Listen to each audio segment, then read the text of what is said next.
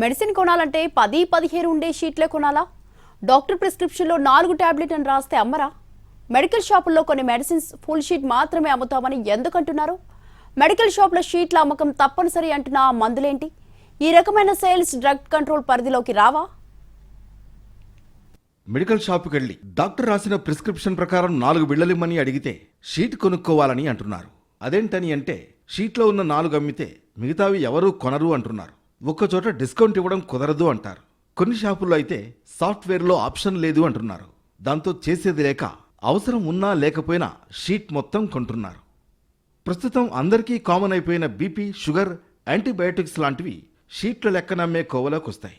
Varicose veins లాంటి సమస్యలకు వినియోగించే కొన్ని మెడిసిన్స్ షీట్ 1500 రూపాయల వరకు ఉంటాయి. అలాంటివి షీట్ లెక్కన కొనాల్సిందే.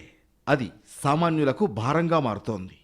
రాసే 4 టాబ్లెట్ అని రాస్తే ఇది 10 టాబ్లెట్ మనకు అంట కడుతున్నారు. కంపల్సరీ అలా ఇస్తేనే డిస్కౌంట్ ఇస్తారంటున్నారు. మళ్ళీ డిస్కౌంట్ ఇచ్చి ఉపయోగం ఉంది. ఆ మెడిసిన్స్ ఇచ్చి పక్కన పెట్టేస్తాం. 4 రోజులు వాడతాం, 6 రోజుల తర్వాత పక్కన పెట్టేస్తాం. దాని ఎక్స్పైరీ డేట్లు ఇవన్నీ ఎవరు గుర్తుంచుకుంటారు? అక్కడ మనీ అంతా వేస్ట్ అయిపోతుంది. కామన్ పీపుల్కి చాలా మనీ వేస్ట్ అవుతుంది. డిస్కౌంట్ సేల్స్ పై ఇప్పటికే మెడికల్ షాపుల నిర్వాహకులు ధర్నా నిర్వహించారు. కానీ కొన్నిటికి ఎవరూ డిస్కౌంట్ ఇవ్వడం లేదు. జనరిక్ విషయానికి వస్తే షీట్ ధర బయట మెడికల్ షాపు కంటే 30% తక్కువ ఉంటుంది.